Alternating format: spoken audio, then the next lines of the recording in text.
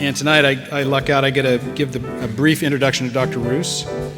So Michael Ruse is currently the professor of philosophy at Florida State University, and he specializes in philosophy of science, which happens to be my background as well. And within philosophy of science, he's a philosophy of biology guy, and he is one of the top 3 or 4 people just in the last 30 or 40 years in philosophy of biology. Just turned out a huge amount of really, really good work. As I say, I don't always agree with him, but you always know with Michael that he's done his homework, scholarly stuff, and he always reasons well, so it's just a pleasure to read his work. And he's known a bit for this particular evolution creation thing. He's been involved in that. He's, as you will know, as you see his accent, he was born in Birmingham, England. Did his undergraduate degree at the University of Bristol. My relatives said that, not really. His master's, got his master's at McMaster University, Hamilton, Ontario, and did his PhD back at University of Bristol. Then he taught at University of Guelph in Ontario for, alumni, good, for 35 years. That was his stomping ground. He also, and I hope maybe he'll talk a little bit about this tonight, he actually founded a journal called Biology and Philosophy, which has just a whole bunch of very good stuff in it. It was a very important player in understanding the relationship between molecular biology and evolutionary theory guys. And anyway, he's a whole story into himself. He retired from Gulf and then went down to went away from all that cold weather up there and went down to Florida. So he's now down at Florida State, and since 2000 has been the Lucille T. Werkmeister Professor of Philosophy down there. In 1986, he was elected to be a Fellow of the Royal Society of Canada and the American Association for Advancement of Science, and he's received honorable doctorates from University of Bergen in Norway and McMaster University in Ontario. He's been really involved in this evolution creation thing. I think you'll see that tonight. He was a state witness in 1991 case, McLean versus Arkansas, on the law permitting the teaching of creation science in the Arkansas schools. So he's been really on the front line of that whole debate. And the federal judge ruled that the state law was unconstitutional. What do I want to say here? I think I'm going to cut this short. So what I'm going to say, so I'm going to mention some of his books. He's done a lot of articles. And one book that I quite like is called Monad to Man. I'll just give you the title of this book to give you a sense. Monad to Man, The Concept of Progress in Evolutionary Biology. Excellent book.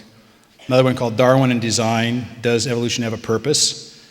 My current favorite, which is called Mystery of Mysteries, Is Evolution a Social Construct?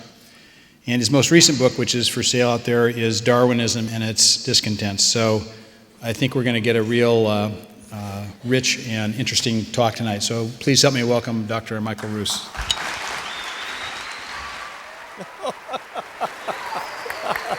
Thanks very much indeed.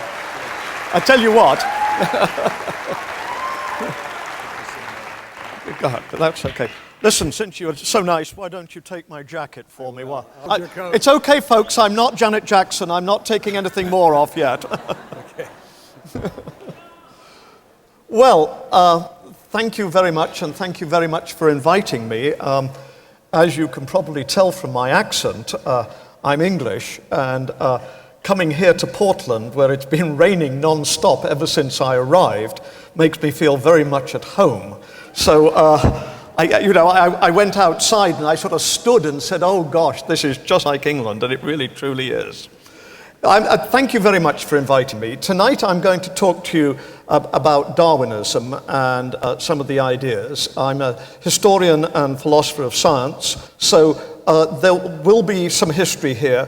There won't be too much philosophy, I'm glad to say. You know the story of the chap who said he tried to do philosophy many times, but humor kept breaking in. I feel a bit that way about philosophy myself. So there will be a little bit. And towards the end, there's going to be a little bit about religion and about the American situation today. But basically, I want to talk about Darwin, and I want to talk about Darwin's legacy. I think it's appropriate. It's The Origin of Species, Darwin's great work, was published 148 years ago, so we're just a couple of years away from the 150th anniversary of when it was first published. And so basically the question I want to ask tonight is Darwin's theory still something living, or is it one of those monuments that we all know about, but basically is something in the past? So that's my question for tonight. So this is Charles Darwin. He was born in 1809 and he died in 1882. He was born actually on February the 12th, so his birthday was just 2 or 3 days ago. And February the 12th, 1809, of course, was the birth date of another great person on this side of the Atlantic. Darwin shares his birthday with Abraham Lincoln. He died in 1882. Queen Victoria came to the throne in 1837, so Darwin was born before Queen Victoria, but he lived most of his adult life as a good Victorian in Britain. Now, one thing I'd like to do, even as we start this talk, is just invite you to look at this picture of Darwin. This was painted about 1839, when he was just about 30. In fact, it's a wedding portrait. He was about to marry his first cousin, Emma Wedgwood, and so this portrait was painted. It's just before photography comes in. I think the first photograph we've got of Darwin is about 1842, so this is just before photography. And the thing I want to point out about this picture is that it's a painting, and it's a very good one. It's a very good one of Darwin. And the reason why it's a very good one is it was drawn by a man called George Richmond, who was the best portrait painter in England at the time. And that tells you something, namely that Darwin came from a segment of society that could afford to have the best portrait painter in England at that time paint his portrait. The Darwins were not aristocrats, but they were solidly middle class, upper middle class, and in fact, they were very rich. They were very, very rich. Darwin's grandfather on his mother's side was Josiah Wedgwood, the potter, and also he married a first cousin who was Emma Wedgwood, who was also a granddaughter of old Josiah. And so the Darwins had lots of money. Now, apart from just envy, the reason why I want to mention this is that, well, why not? I mean, these people were really rich. I mean, these were people with, I mean, you know, I don't want to keep going on about it, but they were Silicon Valley rich. The reason why I do mention it is because I think Darwin's a great revolutionary. I think Darwin is a great scientist, a great thinker. But you shouldn't think that Darwin was the Christian God who just made everything out of nothing. Darwin wasn't somebody who was going to rebel against his background and say, I hate it, I'm going to become an evolutionist just to show you. No, Darwin was doing very well out of his society. So, in fact, what you should expect to see, and you do in fact see, is that Darwin takes pieces from his society that are given to him and rearranges them rather like a kaleidoscope and puts it together in a new picture. And I think this is an important key to understanding Darwin. He's going to be given a lot, he's going to take a lot in, and then, as I say, he's going to rework it and then reuse it. And I think that this is an important key to understanding how Darwin thought and how he worked. Now, Darwin was going to become, first of all, a doctor, and then he didn't like that, so he was going to become a clergyman, and he went to the University of Cambridge for 3 years. But at the end of the 3 years, through a friend of a friend, Darwin was already starting to show that he was very talented at natural history, at biology, and particularly, incidentally, in those days, in geology. So he was offered the opportunity to go on board a British warship, and this is the ship HMS Beagle, which was going to spend some 5 years going around South America, mapping the coast as part of a worldwide charting nautical enterprise that the British were then involved in. So Darwin spent some 5 years going around, particularly around South America, and then as they started to go home, they weren't going to come straight back up to England from South America, but they were going to go all the way around the world. And they put in at a group of islands on the equator in the Pacific. These are the Galapagos Islands, the Galapagos Archipelago, as it's called. And while he was there, Darwin discovered that the giant tortoises, the big reptiles that are on the Galapagos, are different from island to island. and also the birds. Darwin was collecting the birds, and he didn't realize this until somebody pointed this out about the tortoises, and Darwin said, "Oh my goodness, how could this be? Why is this so? Why are the birds?"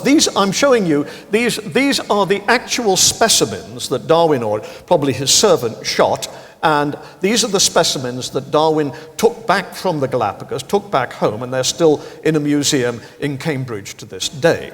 And what makes these very interesting is that Darwin hadn't realized that the birds would be different from island to island. And in fact, if you look at the labels very carefully, you can see that Darwin has written the species that he thinks they are, and then he goes back to the ship after he's learnt that they're different from island to island and realizes that which island it is important. And in fact, he starts to write in pencil which island he thinks and puts queries by this. Now, why was this so surprising for Darwin?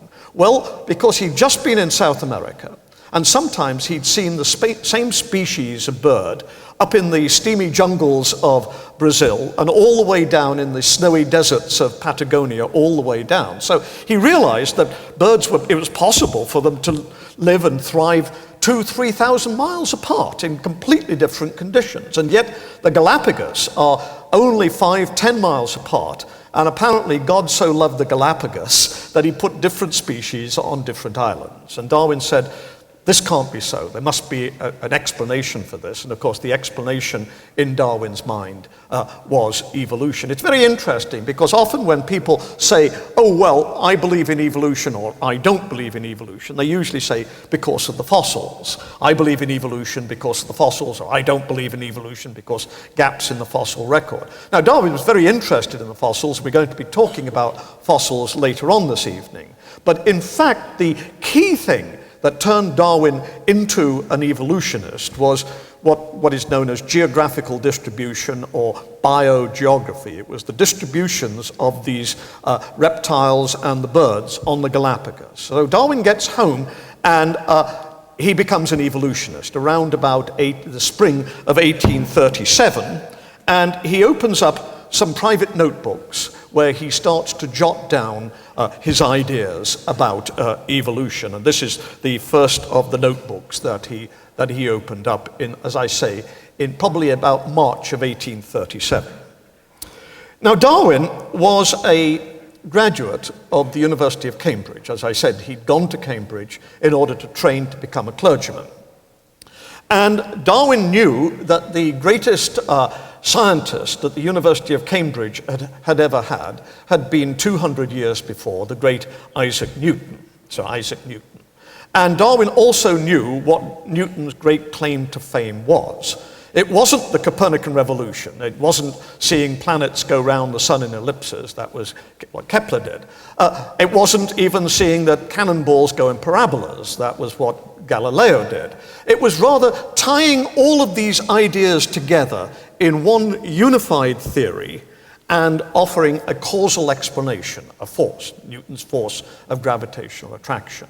And Darwin was a very ambitious young man, and so it was his hope to become the Newton of biology. And so for some 15, 18 months, he worked very hard to find a causal force that would make evolution go. So in other words, it wasn't just a question of becoming an evolutionist, it was also a question of finding a mechanism or a force. And so this was Darwin's quest between March of 1837 and actually the end of September 1838. Now, here I think we start to see the importance of the point I just made about Darwin using things that he got from others. First of all, Darwin realized pretty quickly that the key to change, the key to changing organisms was going to be selection. You breed from those that you want, and you kill off and eat quickly those that you don't want. This is the 1830s. England is undergoing, actually, it's the second phase of the Industrial Revolution.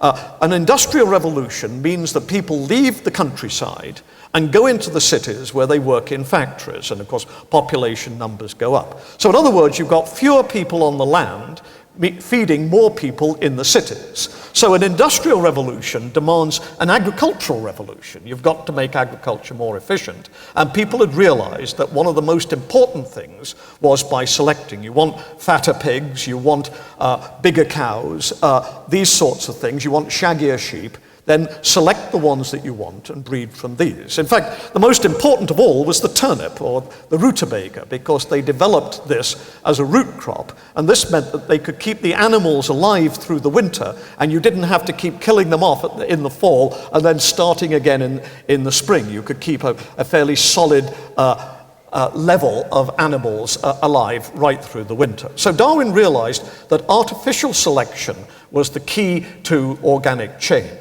And what he was looking for was a natural equivalent of artificial selection. Darwin also realized that selection would answer what he thought was the most important aspect of the organic world, of the living world. Namely, that it's not just thrown together higgledy-piggledy, but that it works, it functions, that organisms aren't just random things put together, but they are as if they were designed. So we have noses for smelling, and eyes for seeing, teeth for eating, and all of these sorts of things, legs for walking. Now, Darwin, in fact, didn't come across this as a discovery of his own. He got this, believe it or not, from a clergyman. In fact, he got it from the Reverend Archdeacon William Paley, who was a very important, well, in fact, he was, today we'd call him a textbook writer. And Paley had written a very important book at the beginning of the 19th century that Darwin had had to study while he was an undergraduate. And Paley offered what is known as the classic defense of the argument for design for God's existence. Paley said, look at something like the eye. The eye is not just thrown together. The eye works, it functions, it's organized, it's complex. The eye is very much, Paley said, very much like a telescope. Telescopes have telescope makers, therefore the eye must have an eye maker, namely the great optician in the sky. And Darwin read this, and Darwin accepted completely Paley's premise that the eye did look very much like a telescope. And Darwin said, any mechanism that I come up with has got to speak to that. In fact, I think Darwin still believed in the argument from design, but he was looking for a God who wouldn't do it by hand, as it were, wouldn't do it through miracles, but could do it through evolutionary laws or something along those lines. I mean, a very popular metaphor at that time was England is making cloth and these things out of using machines, rather than using the hand loom. England is obviously superior because it uses these machines. So a God who can create through machines, through evolution, is superior to a God who has to work through miracles. So it's very interesting to note that Darwin's argument for these things was not cast in an atheistic sense at all. If anything, he's trying to flesh out at least some conception of God that he's got. So Darwin realizes selection actually creates things to look very much like you want them to look. If we go back to the pig, for instance, the pig is designed in the way that the breeder wants. So Darwin realizes that selection can get the design, but he can't see how selection really works. And then at the end of September 1838, he reads a work by a very conservative, another Anglican, or what you'd call Episcopalian clergyman, the Reverend Thomas Robert Malthus. So as I say, the interesting thing is Darwin is taking these pieces, but now notice how Darwin is going to use this. Malthus is very worried about how or why it is that people do anything. Why don't we, when we're born, all behave, why don't we all behave like undergraduates doing philosophy? In other words, why don't we get up about 11 o'clock in the morning? Why don't we, hang around, a cup of coffee, a couple of ciggies, and then, maybe breakfast, and then spend the afternoon getting ready to go out, and then more to eat, and go out about 6 or 7 or 8, and you might have gone to one lecture, and then, an evening of drinking until about 3 in the morning when we're home at bed, and everything starts again. Why don't we just all live that sort of way? And Malthus is worried, how did God get us not to behave like, as I say, undergraduate philosophy majors? What you might call the big problem of the undergraduate philosophy major problem. And Malthus said, because God made our reproductive drive much stronger than our ability to produce food and the space that we need. The trouble is that, and I know this from some experience, having been one myself, undergraduate philosophy majors have only one thing in mind, and it's not philosophy, it's sex. Well, when we're not looking for a beer or trying to catch a cigarette from somebody or something like that. But anyhow, so Malthus said the trouble is, of course, that there's going to be a population explosion, and the trouble is, it's before long it's going to get out of hand. In fact, Malthus used this as an argument against state welfare, because Malthus said the trouble with state welfare is that you'll just encourage the poor, and there'll be more of them in the next generation, and the problem will be worse. So, you see, Malthus is offering a profoundly pessimistic, non-moving sort of philosophy. Malthus says, basically, you can't do much about this, and life is going to be tough, it's going to be a struggle for existence, and however much, if you try to help, you're only going to make things worse. And Darwin takes this idea, and he says, yes, there's going to be a struggle for existence, and that particularly in the animal and plant world, there's going to be one. But this will be a kind of motive force to get a natural form of selection going. More organisms are going to be born than can survive and reproduce. Only some will get through. And of course, it's reproduction that counts. It's no good, having the physique of Tarzan if you've got the mind of a philosopher. I mean, you've got to, it's not just having a beautiful body, boys. It's having that drive. Anyhow, as I say, so Darwin realized this, and he said, of course, only some are going to get through.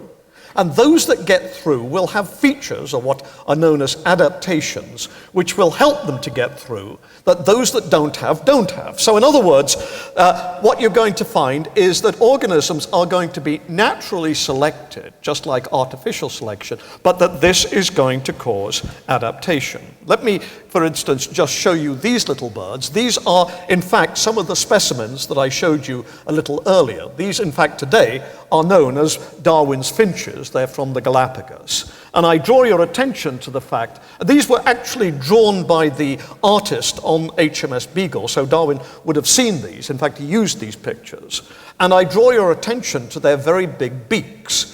These beaks are adaptations for eating cactus and nuts. There are other Darwin's finches which have very fine beaks because they're insectivorous, and there are even some Darwin's finches which pick up sticks in their mouths like that and poke around in the bark for insects. So Darwin saw natural selection as something which is going to bring on change, but not just change in the direction of adaptive advantage.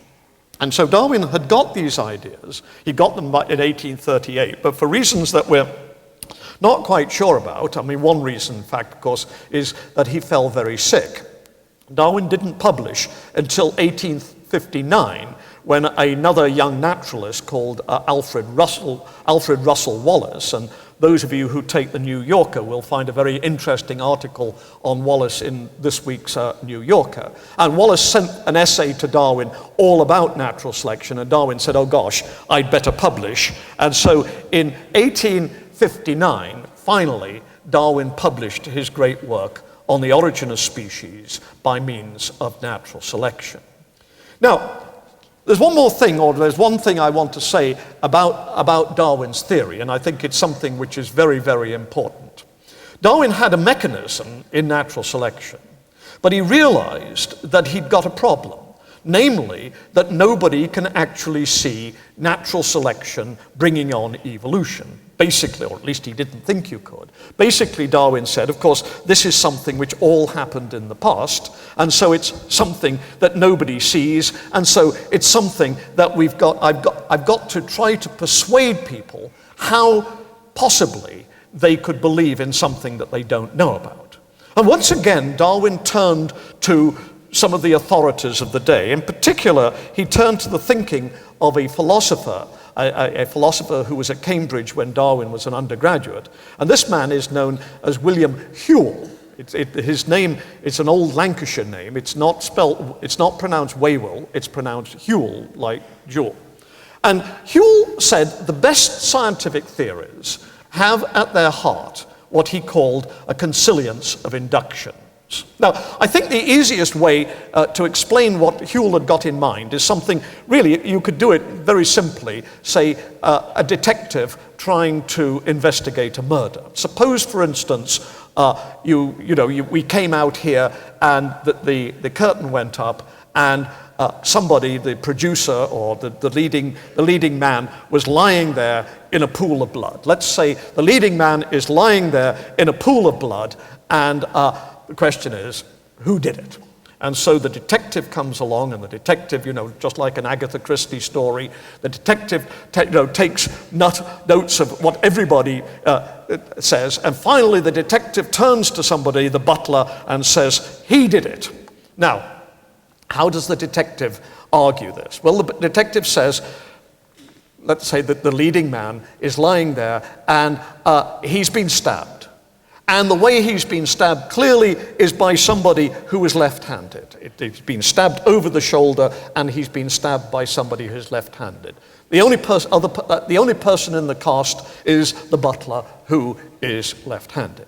Let's say that the leading man has been stabbed in a very skillful way. I mean, if I tried to kill somebody, I'd be sort of jab, jab, jab, jab, jab. I mean, I guess you've got to go for the heart, but I'm not quite sure how I'd set about doing it. Let's suppose that the leading man had in fact been stabbed very skillfully, and so the detective goes round and he discovers that in fact the butler used to be in the Marines, and he'd been a commando or whatever it is, and he'd been in Desert Storm 1, and he'd learned how to kill people silently and efficiently, etc., etc. So let's suppose, I mean, you know what's going to happen is the detective is going to say, I'm finding all of these clues that perhaps the leading man has discovered that the butler has been embezzling the theatre troupe's funds or something like that. So you put all of these clues together, and finally the detective says, all of these clues point up to the fact that the butler did it, but conversely, assuming that the butler did it, explains the way that the killing was done, the motive, the fingerprints perhaps, all of these, the broken alibi, and all of these things. It's not a circular argument, it's more of a feedback argument. The hypothesis the butler did it explains these things. Conversely, the butler did it. As I say, these things promote the idea that the butler did it. And Whewell said, this is the way that science works, just like you do in a court of law. And Darwin picked this up and said, yes, absolutely. Let's take evolution as a fact. Let's take evolution through natural selection as a fact. And then what I can do is I can explain facts in many different areas, which conversely will support the truth of evolution through natural selection. So in other words, as I say, this is known technically as a consilience of inductions, but you can think of it quite simply as the kind of argumentation that you're using when you're working through circumstantial evidence. And so most of the Origin of Species, after Darwin introduces natural selection, is concerned with showing that natural selection can explain things, and conversely, that these things promote the truth of natural selection. So the point I'm making is that the Origin of Species is a very skilled piece of argumentation. It's not just things thrown together, it's a very deliberate, skilled piece of argumentation. So Darwin, for instance, starts by looking at instinct, and he's particularly interested in bees and how they build their honeycombs. And he has a very detailed discussion to to show how bees don't think about this. They do things according to certain very simple instinctive rules, but that these not only produce these, but that they are highly adaptive. In other words, it's not, if you like, the adaptation isn't just the bees themselves, it's also the home that they make, what Richard Dawkins has called an extended phenotype. So Darwin shows that evolution through natural selection can explain the honeycomb, but conversely, the honeycomb points to the truth of his mechanism. Darwin turns to the fossil record and says, well, if we look at the fossil record, we do in fact find these transitional fossils. I mean, Archaeopteryx was one of the bird reptile, was a case in point. In fact, the first feathers of Archaeopteryx were discovered just before The Origin was published, but people didn't realize that the feathers were significant. They thought they were just bird feathers. And then just after The Origin, the first edition of The Origin was published, somebody found the whole animal, and Archaeopteryx has feathers, but it has many, many reptilian features, for instance, separate digits and teeth and things like that. And Darwin, of course, immediately picked up on something like this and said, my theory can explain things like Archaeopteryx, and conversely, Archaeopteryx explains my theory. Here now are the tortoises from the Galapagos archipelago. Darwin said, why do we get different tortoises on different islands? The islands are in fact only 5 to 10 miles apart. And why do we get these different species of tortoise? Because original tortoises came to the islands and then diverged as they moved from island to island. Evolution through natural selection. Why do we find that the bones of humans, of dogs, of whales, of birds, and many other vertebrates are very, very similar, although they're used for different things. The human arm is used for grasping, the dog leg is used for running, the whale is used for swimming, the bird is used for flying, because they had a common ancestor and diverged from that. It's known technically as homology. And finally, embryology. And I know that there's been controversy about this, but certainly the basic facts are true. Darwin said, why do we find that the embryos of, let's say, the chick and the human are so very, very similar, but the adults are obviously very different? Because it points to common ancestry once again, and natural selection has, as it were, torn the adults apart, but not the young. And Darwin, in fact, did some very interesting measurements and things here.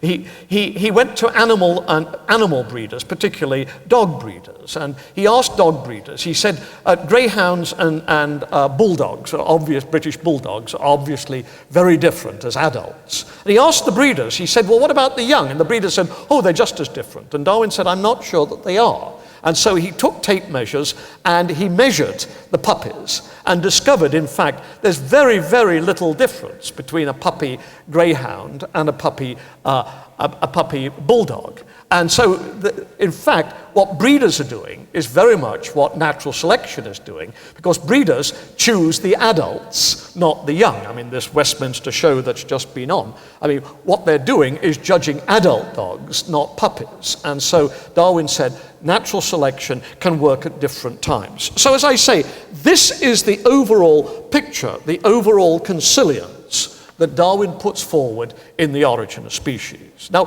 what happens to Darwin's theory? In fact, Darwin himself, as I think I mentioned, was very sick. We're not quite sure why. It might have been a bug that he got while he was in South America on the Beagle voyage. But anyway, he was very sick, and so basically he handed over to his great supporters the job of, as it were, promoting his theory. And probably Darwin's greatest supporter was Thomas Henry Huxley, the grandfather, incidentally, of Aldous Huxley, the novelist, Brave New World. And Huxley, and I like this picture because Huxley was a great teacher, a great blackboard artist. Huxley took evolution, and he was very interested in evolution. But Huxley basically wasn't that interested in natural selection. Huxley was much more interested in the idea of evolution itself, and because he was a morphologist and a paleontologist, he was less interested in evolution as it actually works, and more interested in things like tracing the history of life. And this, of course, was just at the time, particularly in America, where the fossil record was being revealed at great speed and in great detail. And one of the things that Huxley was incredibly interested in was the way that you could find horse fossils, or fossil legs of horses, which showed how the horse had evolved all the way from a five-fingered horse, Eohippus, all the way up to the modern horse. Now today, in fact, we know that the picture's a lot more complex than that. But these were the sorts of things that Huxley was really interested in: fossils, evolution, and particularly, of course, in dinosaurs. This is, and I'm sure you all know about, this is the Stegosaurus with the great big plates on its back. And in fact, this is the first picture that we've actually got of Stegosaurus. And so these were the sorts of things that people like Huxley and others later in the 19th century were particularly interested in. So if we, as it were, take our breath and ask ourselves, as it were, pause, ask ourselves, well, how successful was Darwin? How much of a revolution did Darwin have? The answer has to be rather limited. I mean, if we ask, I mean, the question that I've put in my title is, did Darwin produce a new paradigm? A paradigm is a term which was introduced by Thomas Kuhn, the American philosopher and historian, in his book, The Structure of Scientific Revolutions. And Kuhn said, well, scientists work within some sort of overall picture and some sort of overall theory or something like that. So like Einsteinian relativity theory or the DNA model or something like that. Question I would ask is, does Darwin offer us a new paradigm? I mean, well, of course, the thing is, paradigms are now, everybody, wants to talk about paradigms.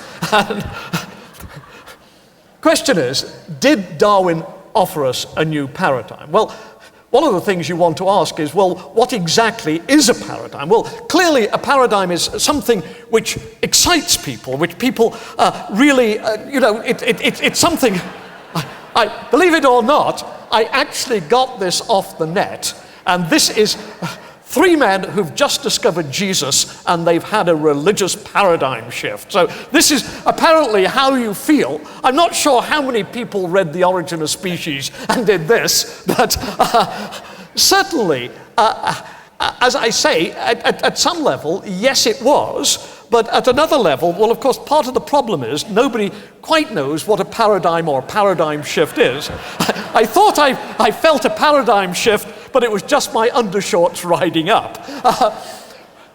I think the answer is that at some level, Darwin put forward a paradigm. But at another level, Darwin's paradigm only incompletely penetrated, or something like that. That Darwin, in The Origin, put forward this overall picture, particularly this overall consilience. But for various reasons, it didn't take completely. It took partially, but it didn't take completely. Now, as I said, I think that there were various reasons that people like Huxley were interested in other things, less in the mechanisms and more in the fossils and trying to trace the history of life.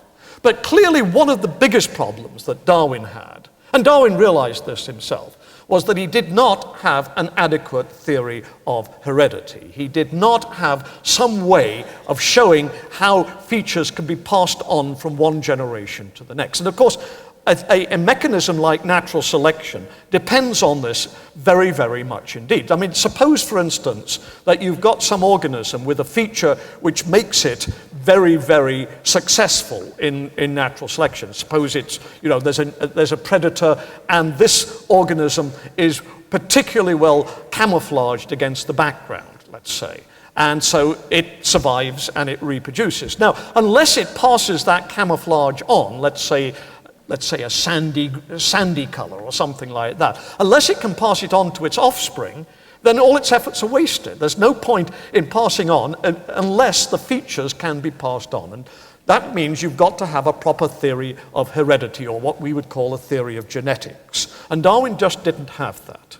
And so what we see in the first part of the 19th century is that people now start to develop an adequate theory of heredity. In fact, it goes back to the work of a monk who He was German-speaking, but he lived in the area that is now part of the Czech Republic. And in fact, Gregor Mendel was working on these ideas very much at the same time, the ideas of genetics, just at the time when Darwin was publishing The Origin of Species, which leads a lot of people to say, well, wasn't it a pity that Darwin and Mendel never got together? Well, in fact, Mendel read Darwin's Origin very carefully. We've got Mendel's actual copy of The Origin translated into German, and Mendel annotates it and writes on the side. But it's pretty clear that Mendel never thought that what he was doing was the solution to Darwin's problems. I mean, why? We're not quite sure.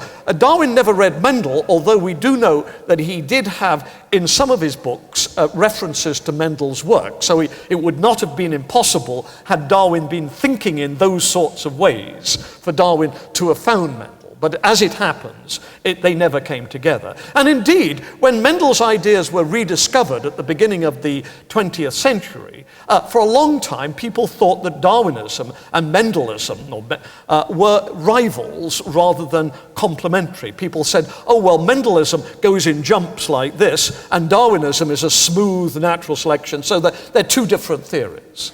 And it wasn't until people realized that, in fact, heredity can involve very, very small changes that a mechanism like natural selection can work on, that finally, in the 1930s, the scientists of the day started to put together Darwinism and Mendelian genetics and produce what came to be known in Britain as neo-Darwinism, and in America as the synthetic theory of evolution. One of the most important people in England was Julian Huxley, and he is another grandson of Thomas Henry Huxley, the older brother of Aldous Huxley, and he was one of the people who did this. But even more important and influential was this man in America.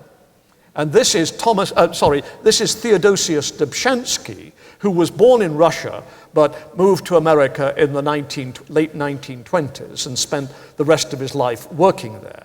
And the reason why I like this picture of Dobzhansky particularly was because it shows him with all of his students, and Dobzhansky had many students. So, of course, he not only had the ideas, but he passed them on to many people, and so it diffused through American biology very quickly and very rapidly.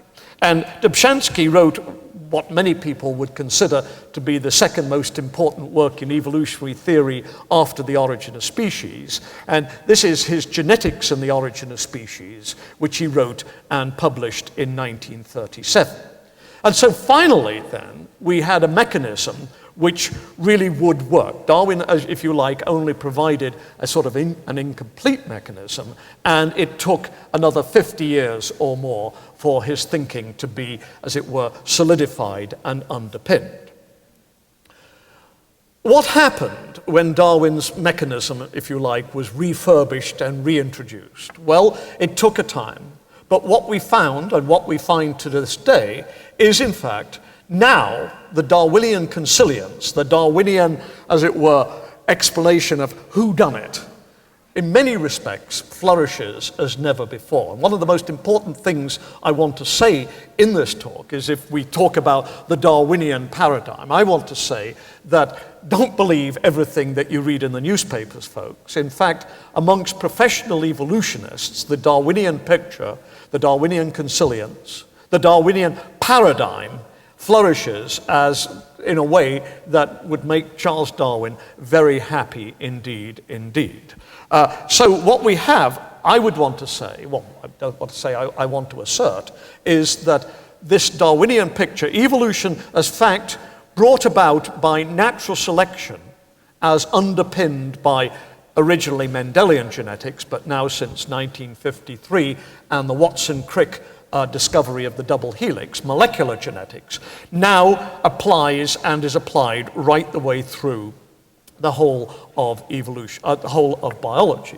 Of course, what we see in the 150 years since the origin is that evolutionists take Darwin's ideas, and of course they move on. I mean, science doesn't just stand still, just polishing what you've got, but you want to keep developing, and what you see is developments, but very much developments in the Darwinian tradition. So, for instance, if we want to look at instinct and behavior, Probably the greatest living evolutionist, certainly in America today, is Edward O. Wilson, who retired recently from Harvard University.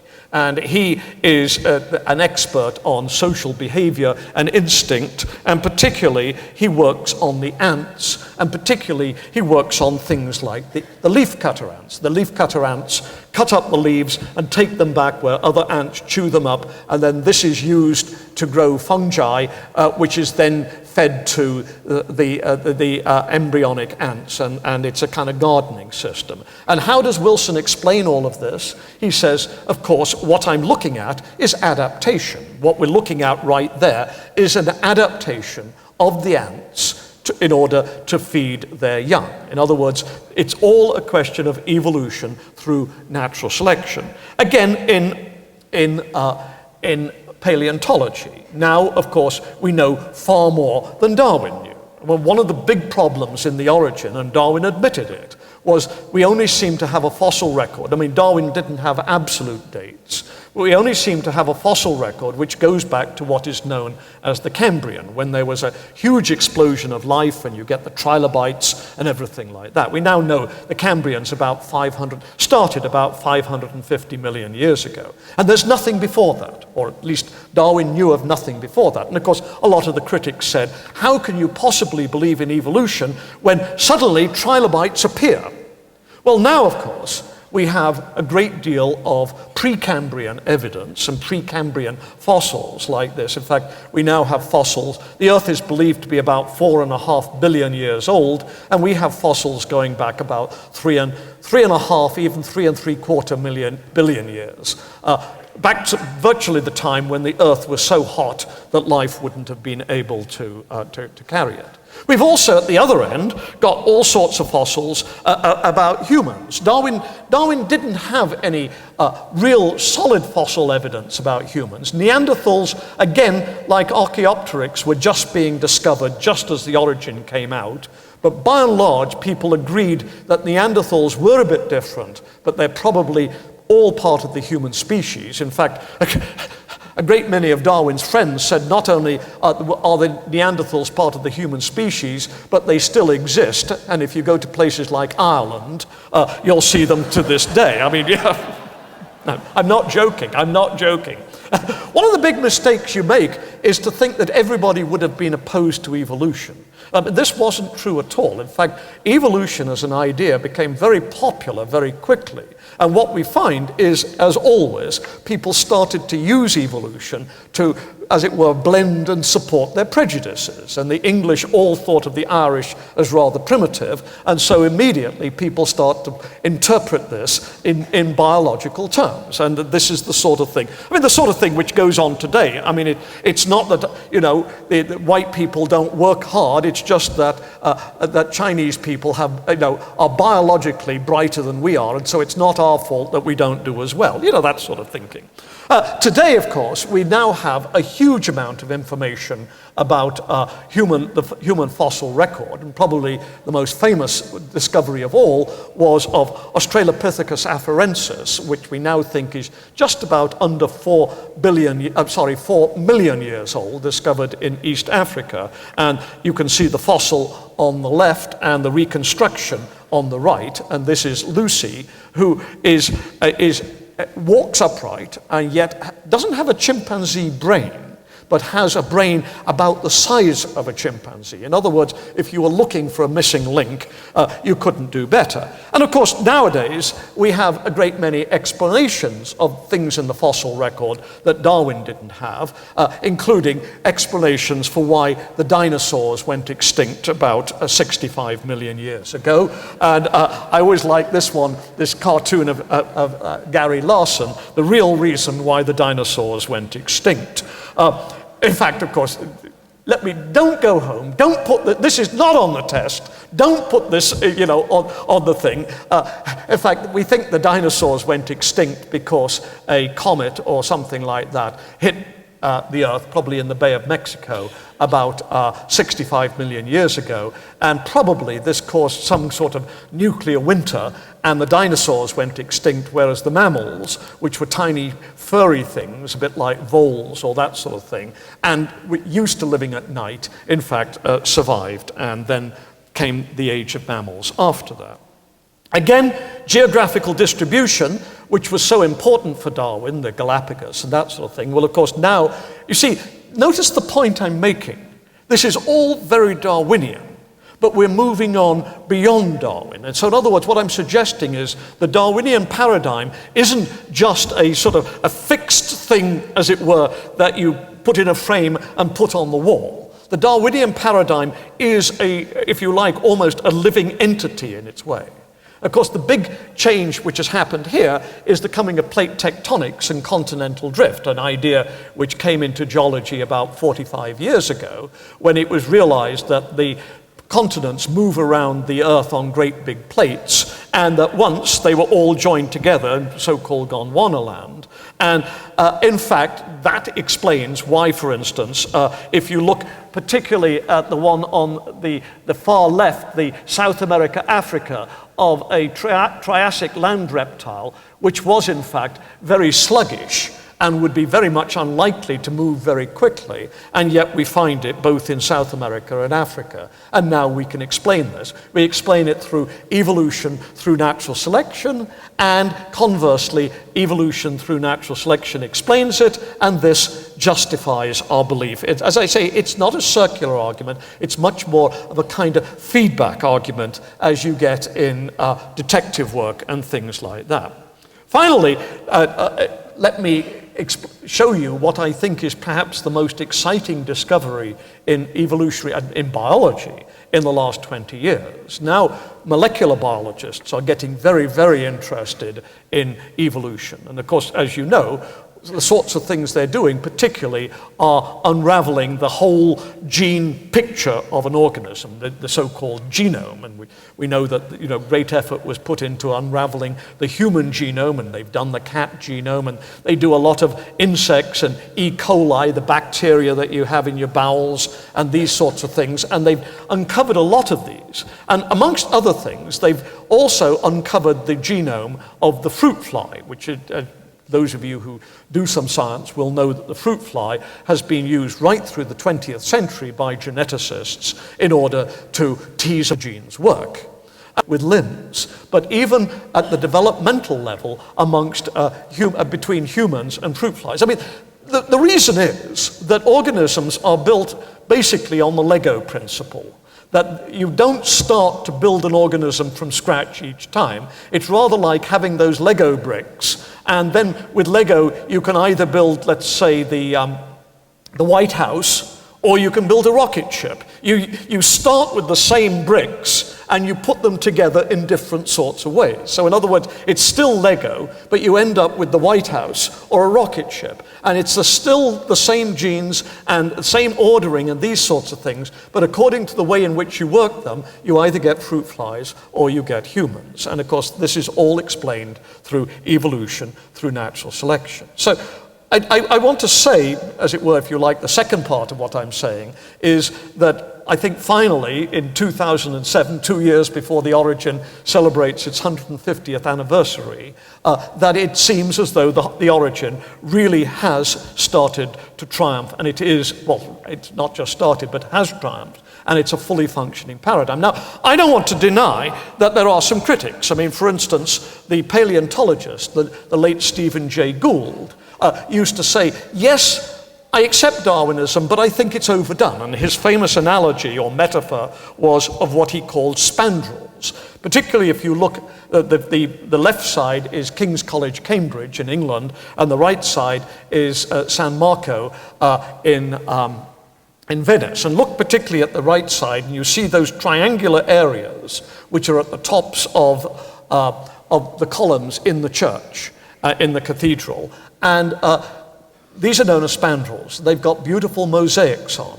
And Gould says, if you look at these, you'd think that they're functional, that they must be there for a purpose, like the eye or the hand. But in fact, they're just a byproduct of medieval building practices. They have no function. And so we should recognize that an awful lot of organisms, or parts of organisms, really have no function, have nothing to do with natural selection at all. Now, I should say that Darwinians don't sit down under this.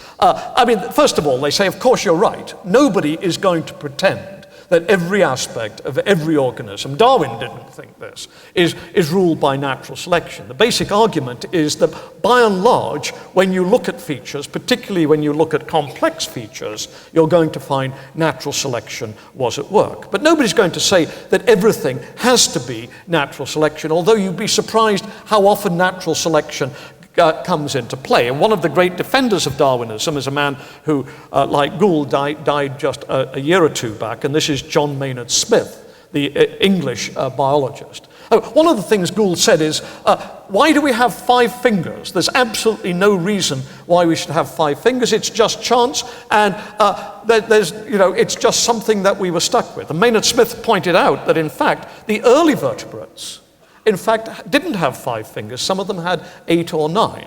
And that there's good reason to think that perhaps having 5 wasn't such a bad idea after all, that there was fairly heavy selection away from 8 or 9 down to just having 5. And of course, then some fuse together until you get the horse, which essentially only has 1. Another thing that Gould said is, why do we have 4 limbs? Why not 5? Why not 6? Why not something like that?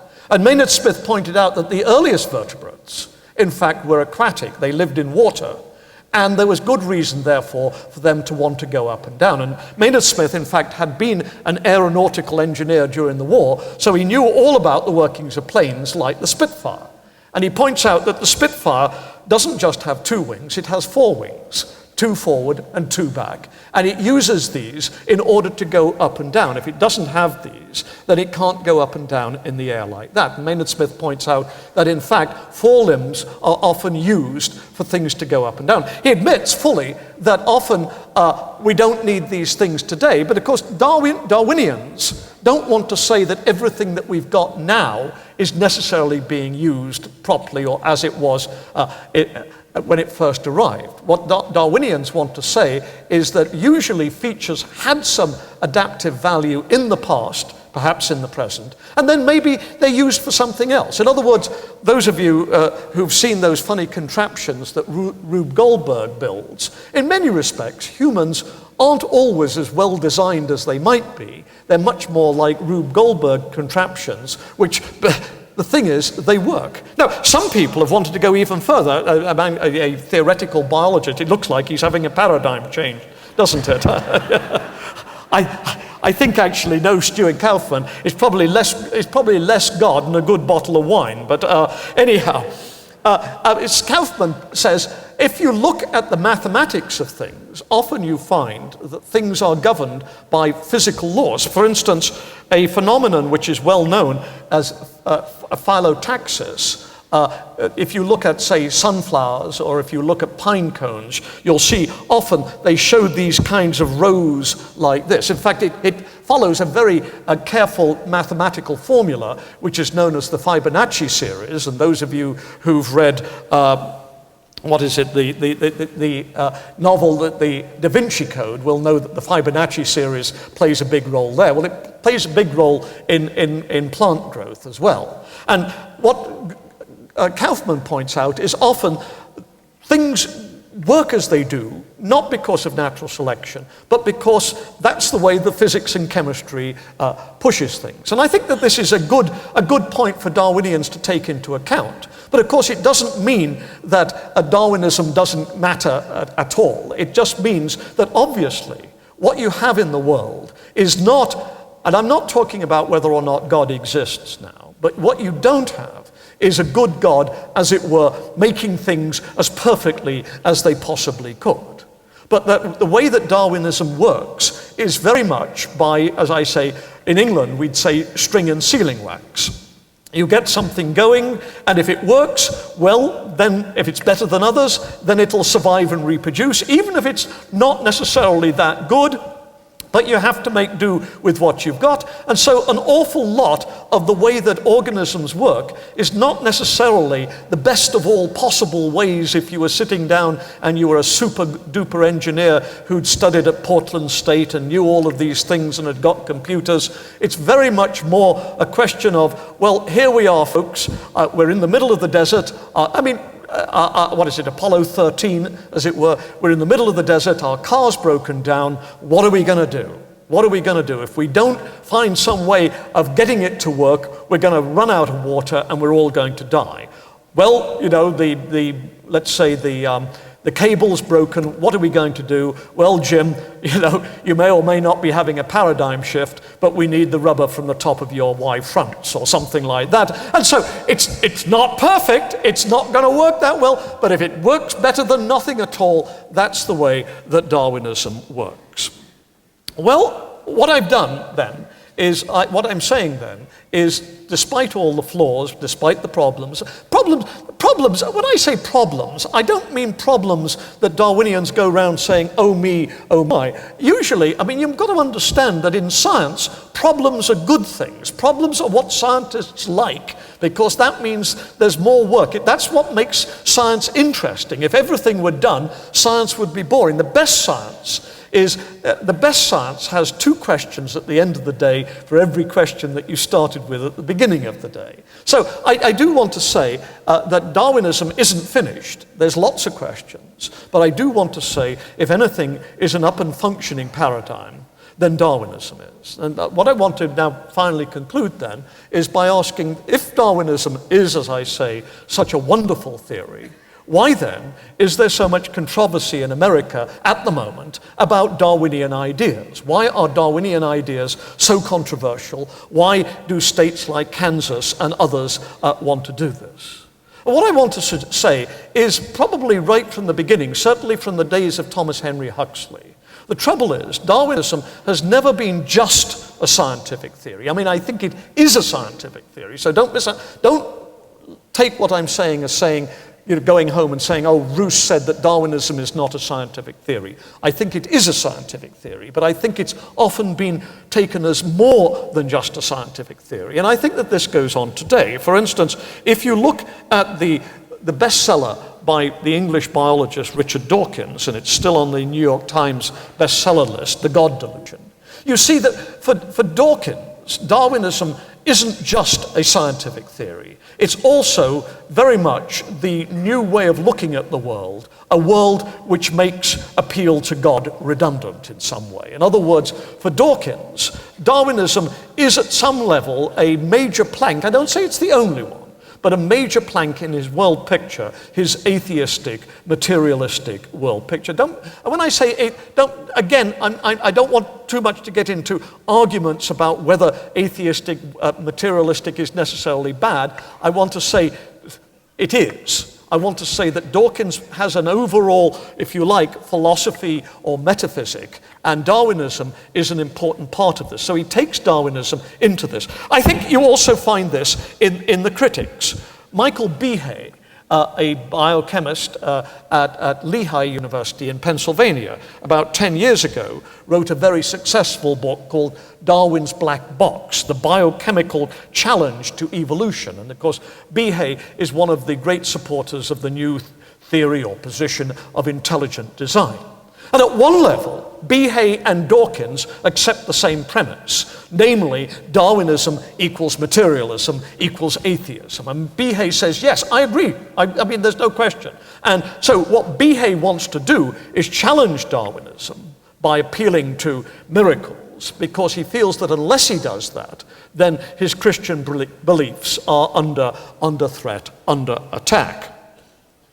As you know, this has blown up in American society, and probably the most important or the most notorious example where this blew up was a couple of years ago in the little town of Dover, Pennsylvania, where the school board insisted that intelligent design at some level be introduced in the biology classes of the high schools along with Darwinian evolution. And when the teachers said they wouldn't, then the principals or whoever it was used to have to go in and read a statement about intelligent design. I mean, this led to a court case, as you may know, and in fact the judge, who was a very conservative Lutheran and had been appointed by none other than George W. Bush, the judge said, as far as I'm concerned, intelligent design is just religion and it's not science and has no place in biology classrooms. And you may also know that the Reverend Pat Robertson at that point blew his stack and said,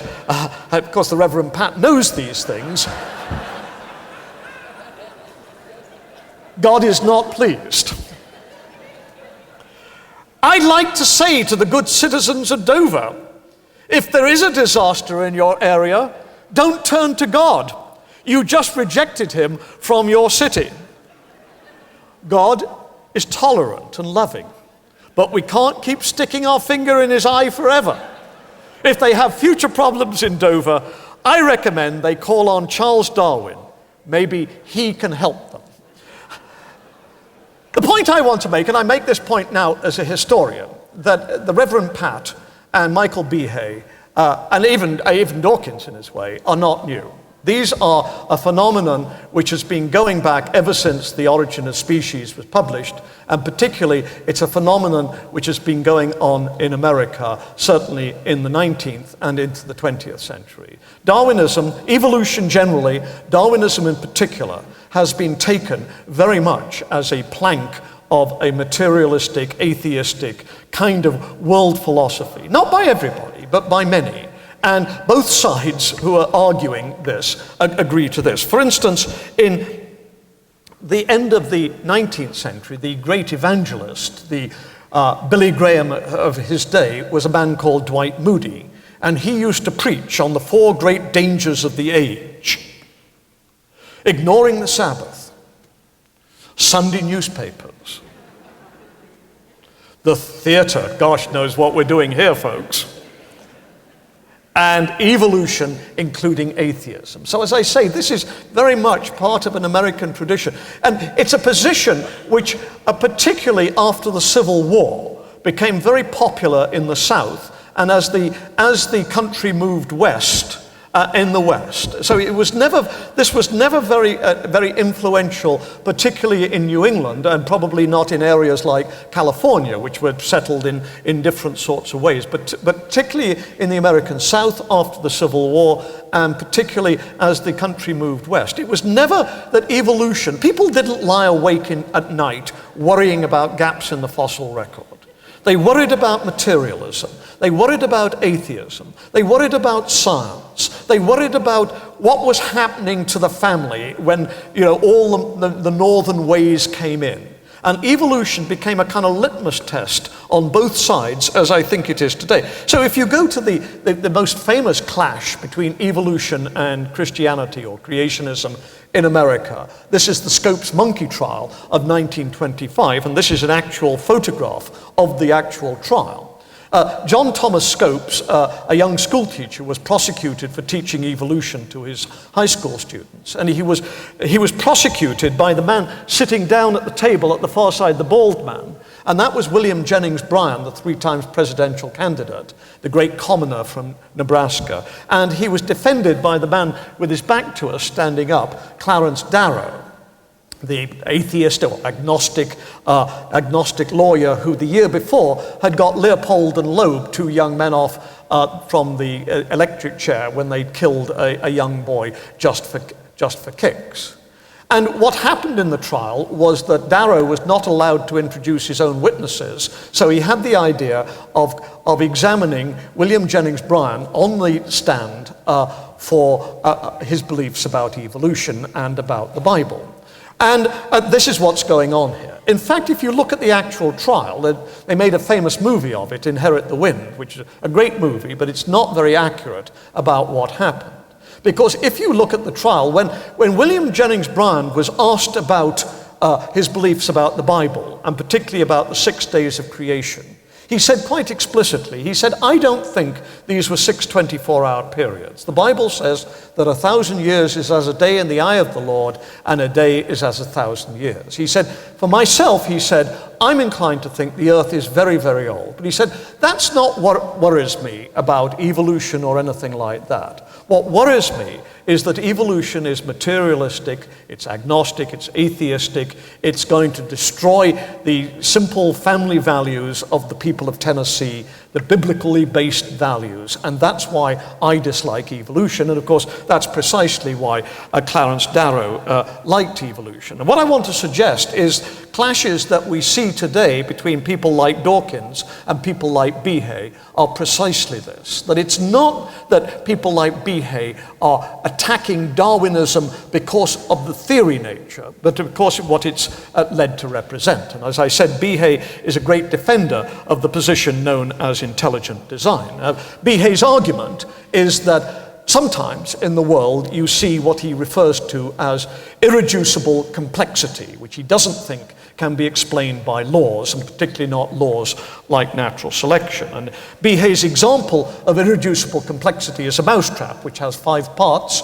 And Behe says, if you have 5 parts, and if any part is missing, the mousetrap doesn't work, and the mousetrap, all parts have to be put together at once by a creative intelligence, or you can't get it. So it couldn't happen by blind law. And Behe then goes on to say that in the living world we find similar phenomena. When you cut yourself and the blood clots, it turns out that this is a very complex chemical process, and it's known as the blood clotting cascade, and it involves, I think, 28 particular moves. And Behe says, take any one of these out and it doesn't work, therefore blood clotting must have called for an intelligent designer, and natural selection couldn't work. Now, I don't think this is a very good argument, but I'm not going to get into this tonight particularly. I would say that that people who work on blood clotting say nonsense, that in fact you can get much more primitive forms of blood clotting, and that blood clotting shows in different organisms just the kind of incremental stages that you would expect from natural selection. I would say that the mousetrap has made us Darwinians very happy, and that we've had many happy hours showing how you can make a functioning mousetrap from 4 parts, from 3 parts, from 2 parts, and you can even make a mousetrap out of 1 part. It's not a very good mousetrap, but in the land of the mousetrapless, the man with a 1-part mousetrap is king. And I'm told at Harvard they're working on a mousetrap with no parts. They haven't got there yet, but they're hopeful of success, and they expect to get a Nobel Prize for doing it. So my point is, I don't think that this is, in fact, a scientific argument. I think that people like Behe are, in fact, putting forward Paley's argument from design tarted up for the present. But I don't think that what drives people like Behe, and similarly for people like William Jennings Bryan and people like Dwight Moody, I don't think that what worries them is Darwinian theory as a scientific theory. I think that what worries them is what Darwinism is taken to represent and everything that it stands for. And in fact, if you look at the books by the intelligent designers, probably the most important one is by Philip Johnson, who was the kind of eminence grise behind the, he's retired now, he was a lawyer at Berkeley for many, many years, a teacher, professor at Berkeley. And if you look at his books, basically, and in fact, if you look at the intelligent designers, particularly the emails that they exchange between each other and to their supporters, by and large, these people, as I say, are not worried about Archaeopteryx or the tortoises on the Galapagos, or even Evo, Devo, and all of those genes for development. They're not worried about that. What really worries them is that Darwinism is taken to represent materialism, atheism, and slackness about the moral values that they think are important. So, for instance, you find that people like Johnson and Behe are always going on about abortion, and that if you get into Darwinism, then you're going to be a materialist atheist, and the next thing is you're going to call for abortion on demand. And clearly, Darwinians are going to be lax about things like gay marriage. And I mean, I think it's true. I mean, I think that, Dawkins, I mean, I certainly, if you take me, I'm a Darwinian. I mean, I don't want to have, I don't personally want to have a gay marriage, but if somebody wants a gay marriage, I'm all in favor of it. So what these people, I think, are far more worried about is what Darwinism, what evolutionary theory is taken to represent. Capital punishment. I personally have been criticized for this. This, incidentally, are the conspirators against Abraham Lincoln being hanged. And the argument is that the trouble is that all of those northern liberal evolutionary types are against capital punishment, and so America is not as strong on capital punishment as it ought to be. Well, if you live in Texas or Florida, as I do, I mean, you don't notice much laxness about capital punishment in those necks of the woods. But as I say, I personally have, capital punishment is due to the dreadful ideas of evolutionary humanists like Michael Ruse. Thank God that somebody's talking about me and not just Dawkins for once. And for some reason, I'm not quite sure, but Philip Johnson particularly is really worried that evolution is going to lead to cross-dressing. If you look at his books, it comes up again and again and again and again. And, I have this vision, can you imagine?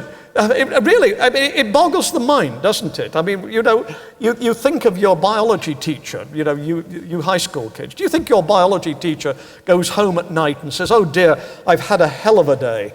All those biology students I've been facing, I'm just absolutely worn out. Would you fix me a gin and tonic? And by the way, is my pink nightie back from the cleaners yet? It's absolutely ludicrous. The point I'm making is that this, I think, is very much a package. So I want to conclude by saying Darwin, I think, put forward a paradigm, but for various reasons, it didn't succeed immediately. I think that at the end of the 20th century, going into the 21st century, Darwinism is a fantastic paradigm. It's not a paradigm where every problem has been solved, but that's not how science works. It's where many things have been solved, but that many more exciting questions wait to be solved. And the question that I ask is, then why is this so controversial? And I think it's controversial not because of the science, but because of the way, if you like, evolution, Darwinism has been hijacked, including by Darwinians, to represent a philosophy that many Americans find very distasteful. And I don't find it at all surprising that you find that the people who dislike evolution are the people who voted for moral values, so-called, in the last election. I think that, so what I'm suggesting is that the fight over Darwinism in the general domain is not a fight about science, but it's part of that cultural struggle that we've seen in America, certainly for the last 10, 15, 20 years. And I think that if we're going to make any advances on that, then it's going to be less a matter of science and more a matter of addressing some of these cultural issues. Thank you very much.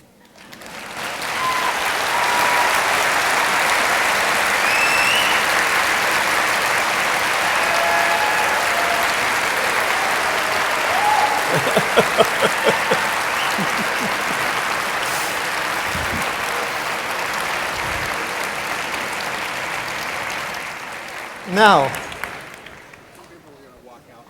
yes.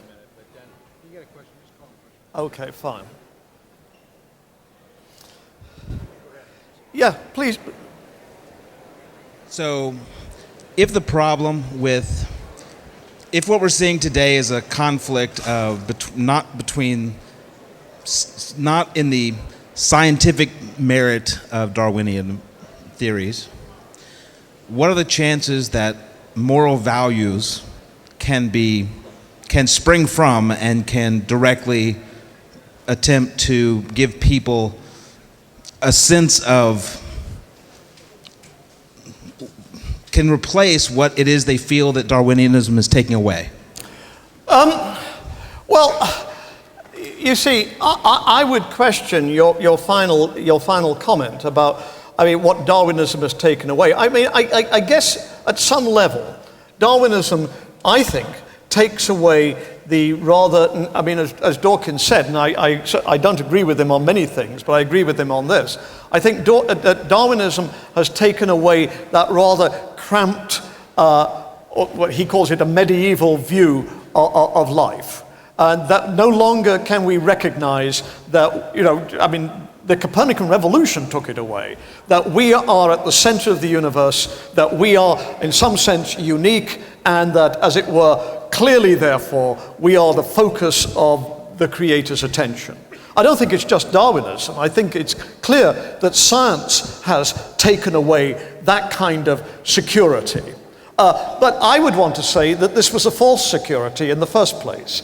I mean, this was a security which was based on ignorance. And while it may be comforting, I don't necessarily think it's a good thing. Now, where Dawkins and I would disagree is that he wants to say, and therefore that's the end of religion. I want to say, sure, it's going to be the end of certain kinds of religion. I don't think you can be a Darwinian and a young earth creationist, for instance. I don't think you can be a geologist and believe that Noah's flood was universal across the whole world. So I think that there's certainly going to be clashes there.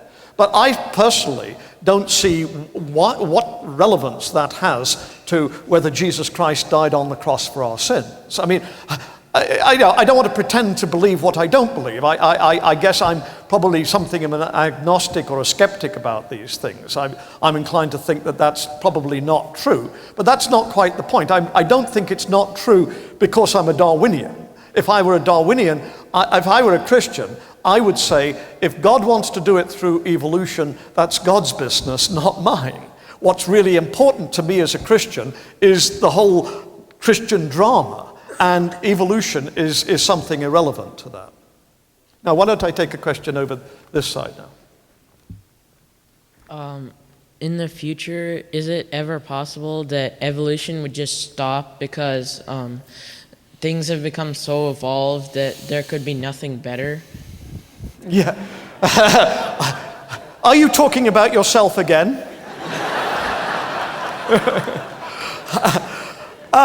No, let me tease you. That's a very good question. And the answer is, I don't think evolution will ever stop. I mean, obviously, evolution is going on even as we speak. It's clearly going on in the animal and plant world. I mean, for instance, after the Second World War, for instance, one shot of penicillin would cure gonorrhea and syphilis and these things, and now it won't. And the reason is because there's been an evolution of the various germs and bacteria and viruses to respond and to put up natural protections against things like penicillin, and so now we have to do different things. So clearly, evolution goes on at that level, and when insects which are, become resistant to pesticides. As far as humans are concerned, I'd be very surprised if evolution has stopped completely. I'm not quite sure about North America, but anybody who thinks that, well, I mean, I am perfect, but anyhow, I mean, I certainly think, for instance, anybody who says that evolution is not going on in Africa at the moment is surely being very naive, and I would have thought almost callous. I'm sure that some people are finding, for instance, that some people have a better natural resistance to HIV than others, and this, would clearly be some kind of evolutionary process. Now, I suspect the question you're really interested in, or at least one of the questions you really, is, are we going to get evolution so we get bigger and bigger brains so that we become, not just intelligent, that we all become sort of super brains or something like that? And I don't really see any reason why that should happen.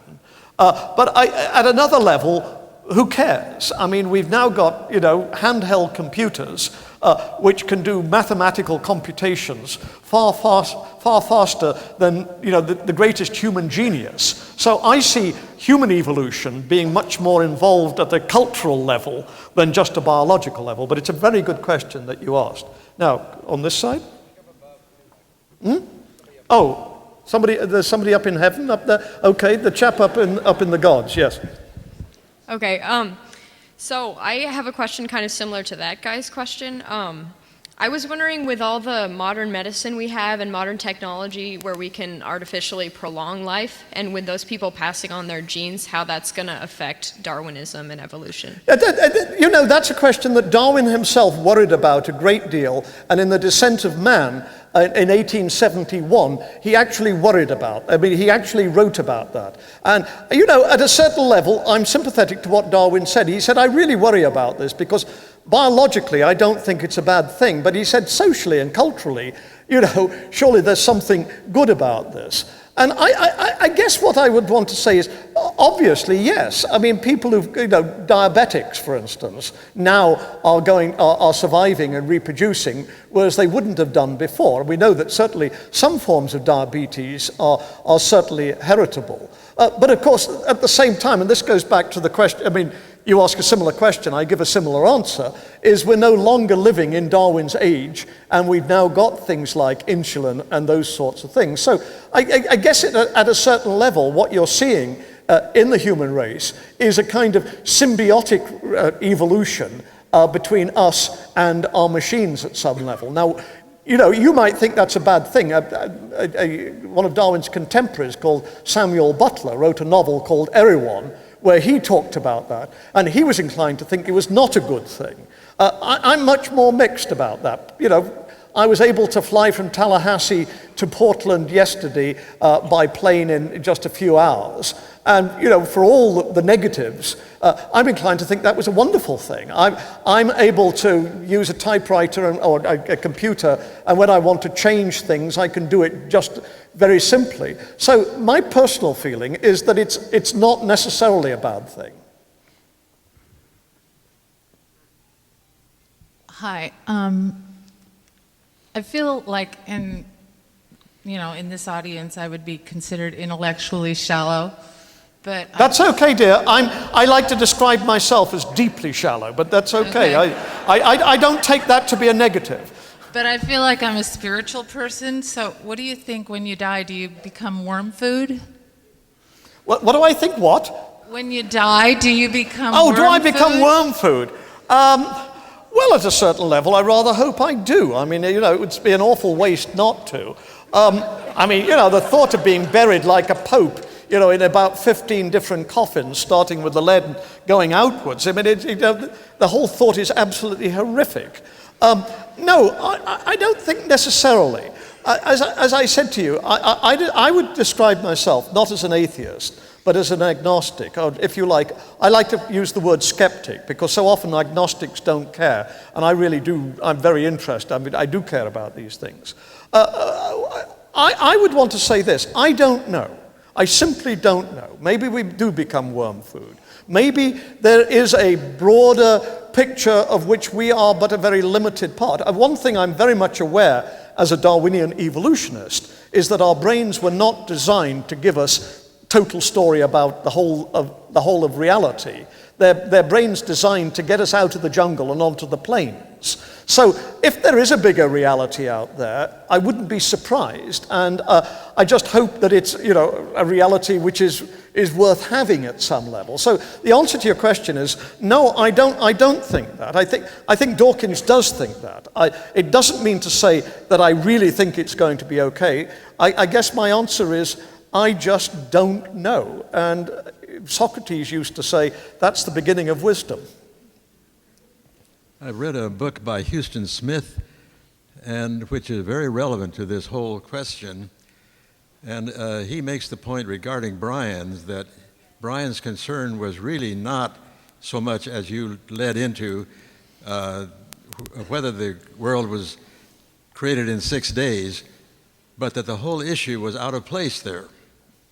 Yes, well, as I say, I wouldn't want to deny that. I think that there's no question that if you look at the actual court testimony, and we've got that. I mean, it was printed up. Brian comes across as a much more sensible person than the Frederick March figure in Inherit the Wind.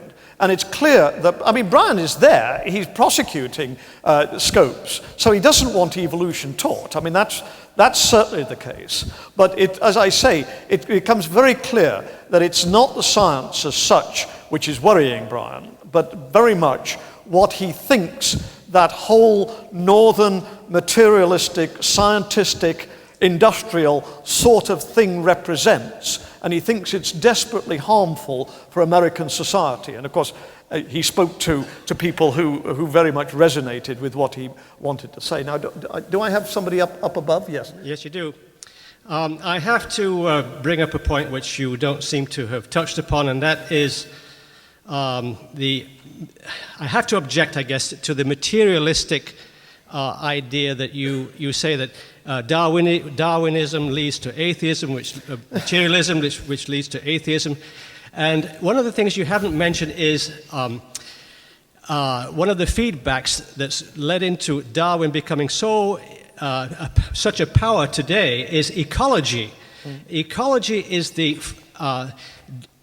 relationship between the organism and the environment, and it's the environment that's doing the natural selection. The context that we live in that got us here is the adaptation to all things that now exist. And our functional relationship to this context that made us is, I don't think you can say materialistic. It involves every aspect of our existence, and our struggle to survive and reproduce here has to do with the relationship. It's a functioning relationship. It's not materialistic.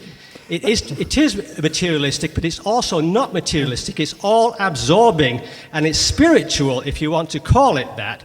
And it's the realm of ecology and Darwinism and evolution to get into why we are here and what we are doing here now that we are here.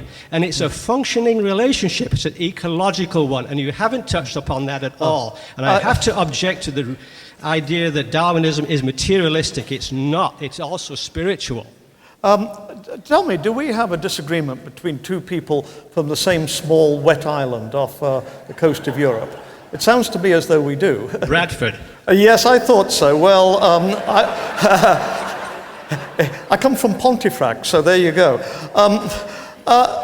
I wish you'd listened to what I said rather than what you thought I was going to say or what you wanted me to say, because I never,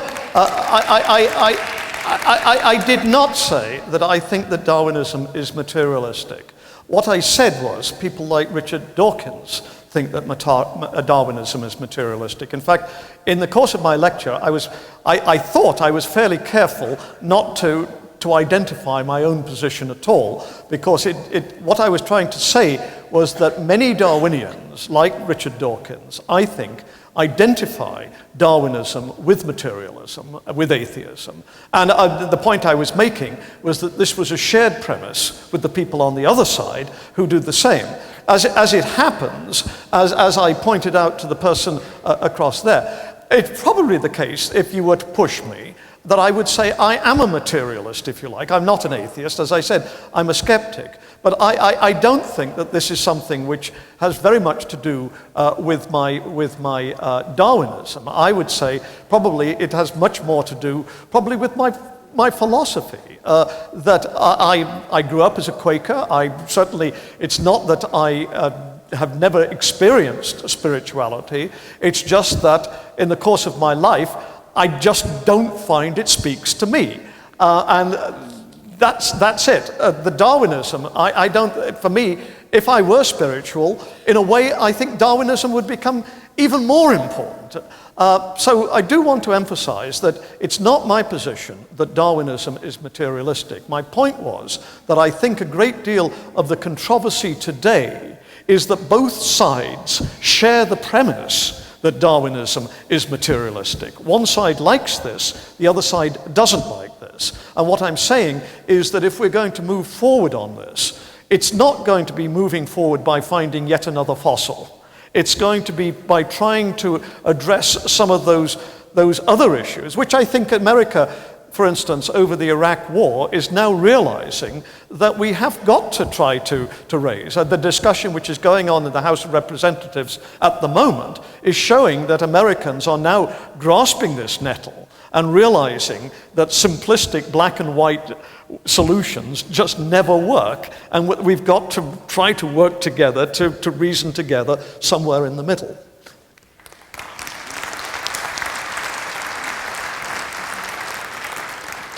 Hi, I recently saw a documentary called War on Science, in which it was mentioned over and over again that when intelligent design was brought into discussion as a scientific theory, it caused problems for science. Do you think these problems are severe or don't exist at all, and what needs to be done about them? Well, I don't want to deny that Michael Behe is a trained scientist. I mean, he certainly is.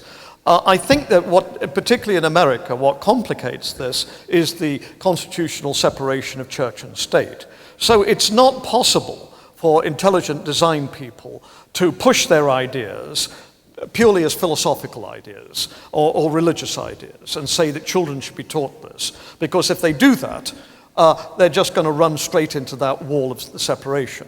So at a certain political level, if you like, they have to present themselves as scientific. So as I say, I think that the whole debate gets fuzzy because of that. Because I'm not convinced that all of these people, even themselves, are as completely convinced that ID is as scientific as sometimes they say. I think they think it's true, but I'm not sure that they're completely convinced that it's totally scientific. Well, all I can say, and as I don't pretend to be a scientist myself, all I can say is that the scientists who've looked at intelligent design, and not all of them are bigots. I mean, people like Kenneth Miller, who is a practicing Catholic, are the people who tend to be harshest, or most harsh, about the intelligent design claims. I mean, I showed you just one example of the blood clotting cascade, and Russ Doolittle, who is the person who is responsible for this, says, you know, this is ridiculous. We have all sorts of organisms with far fewer things, steps in the cascade, and we can almost trace the whole thing from one level to another, and there's no need to invoke a miracle. The one thing I would say is the trouble with intelligent design is that it's a science stopper, because the thing is, what you say is da-dum, da-dum, da-dum, and then a miracle. And that means the end of science. And I mean, Kuhn, the paradigm chap, pointed this out so strongly. The great thing about science is you never say that. What you say is da-dum, da-dum, da-dum, I'm stumped. You don't say there is no solution. You say, I'm not good enough to get the solution, but I'm going to try, and my students will try, and you keep at it. That's why science is so tremendously humbling, because it is so damn difficult. And what worries me from a philosophical point of view, leave the religion out, about intelligent design, is that it is a science stopper, and that seems to me to be antithetical to everything that science stands for. Thank you very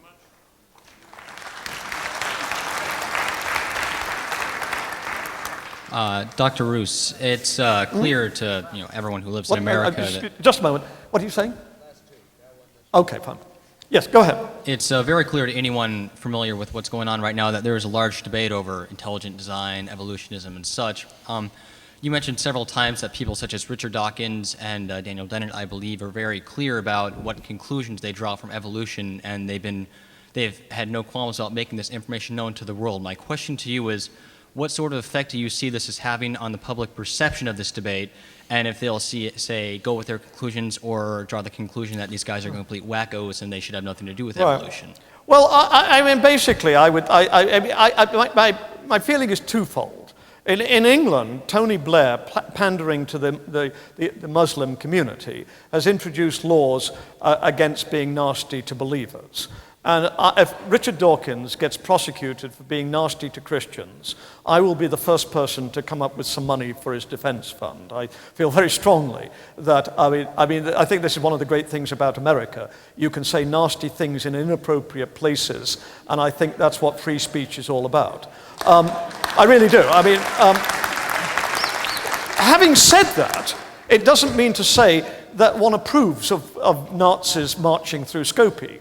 I think that let me put it diplomatically, I think that what Richard Dawkins and Dan Dennett are doing is profoundly non-helpful. Richard Dawkins, who's written, I think, a beautiful book, The Selfish Gene, Richard Dawkins would be very cross if some person came along and said, oh, you can't talk about selfish genes, genes aren't selfish, it's just human beings. I mean, he knows that, but he'd say, learn something about the biology before you start to make criticisms like that. And basically, that's what I want to say about the God delusion, is the level of argumentation in that book is so slight. I mean, he goes after the ontological argument. Now, like all philosophers, I've had problems with the ontological argument for 40-odd years, but it's the first time in my life I've really felt sorry for it and thought there might be something for it. I mean, since the point I'm making is I think that open debate is just fine, but I think that we on our side, just as I would criticize the people on the other side, have a moral, educational, social obligation to try to understand what other people are saying before they're criticizing. I don't share Christian positions, but I think it would be most inappropriate of me to say, oh, well, the Trinity is just, BS. You can't have three people as one, without trying to understand how Christian theologians over the years have tried to make sense of it. I mean, at the end I might still say, I still don't accept the Trinity, but that's a different matter. And I feel very strongly at the moment that people like Dawkins and Dennett and Sam Harris are really being more, they're really not helping things at all. Final question, I'm told. Towards the end of your presentation, where you were saying basically that you feel at this point the main thing to discuss is the cultural aspects more than the scientific aspects, or that's where the change will end up lying. One of the things that ended up coming to mind for me is that when I'm discussing evolution with a skeptical moderate, is that I'll start hearing phrases that kind of indicate a different understanding of science than it seems like a scientist would have. And the key word that always stands out is the word proof. That we'll hear evolution hasn't been proven as a statement. And I had the benefit of education, which told me that, as I started hearing about, Karl Popper's version of science, that it's not about proof, it's about falsifiability. Mm-hmm. But the problem with that is I didn't get that explanation until college. Mm-hmm. And I think from many people I've talked to, that's very typical. Are we kind of doing a disservice by immersing people in this very philosophical argument very early in their education about evolution before we're able to actually get into real scientific philosophy, mm-hmm. like falsifiability, and explain mm-hmm. true scientific method, be able to make those distinctions? Well, let me answer. I mean, I think that's a good question. I would disagree with you, but I think you're making some important points that need discussing. First of all, of course, I don't take evolutionary theory to be a philosophical theory. I mean, as I tried to show this evening, I think there's much, I think it is a scientific theory. I mean, I think it incorporates philosophical ideas, but I think all scientific theories do. But to go on to so as I say, I don't think that evolutionary theory is in some sense more philosophical than, let's say, relativity theory or something like that. But to go on to the second point about falsifiability, yes, at one level I accept that, but at another level I think that the law courts are pretty good on this. You have to go with beyond reasonable doubt. Beyond reasonable doubt does not mean logically, possibly, it could never have happened. It means what do sensible people believe and get on with their lives doing? To take another case, take a rape case, these days. Now, if in fact sperm is found in the vagina and that sperm has the DNA of the accused rapist, by and large, I think most of us would say it's beyond reasonable doubt that that person did it. Now, okay, it could be a National Enquirer situation. It could be alien dentists that came down with the same DNA and did it. But that's not reasonable. The point is, it's not reasonable. It is beyond reasonable doubt that this person was in fact the murderer or the rapist or those sorts of things. Now, it's, of course, as I say, it is falsifiable. It could have been alien dentists, but it's not reasonable. And basically, that's the kind of position I would take with, let's say, with relativity theory, with the double helix, and also with Darwinian theory for reasons which, I've held forth on too much tonight. I gather that's my last question. Folks, you've been a terrific audience. Thanks very much for having me.